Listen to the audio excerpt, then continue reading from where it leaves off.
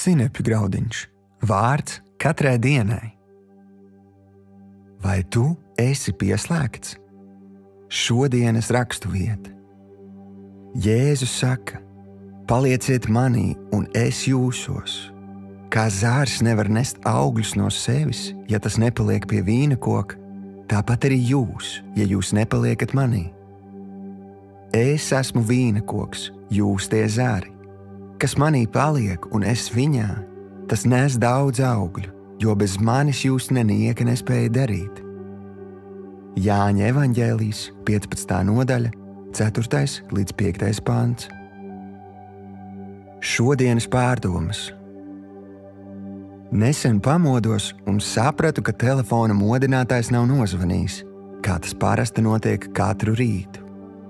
Pēc brīža konstatēju, ka, lai arī telefonu bija pievienojis lādētājam, un tas bija iesprausts pagarinātājā, kāds otrā istabas pusē bija atvienojis pagarinātāju no elektrības.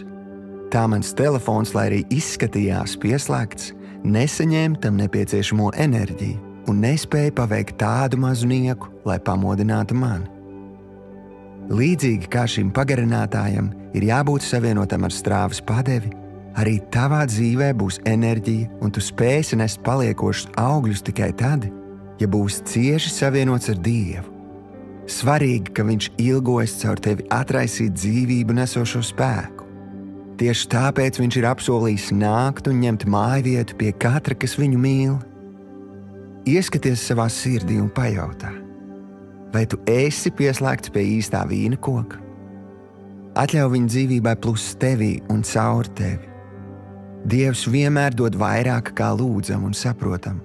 Tāpēc es tev garantēju, ka tu būsi pārsteigts par augļiem, kas atraisīsies tavā dzīvē, un tu spēsi paveikt lielas un paliekamas lietas.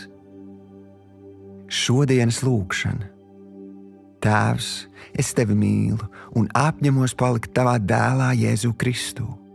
Es atzīstu, ka bez tevis es nenieka nespēju, bet tagad, kad esmu vienots ar tevi, es spēju nest daudz paliekošus augļus.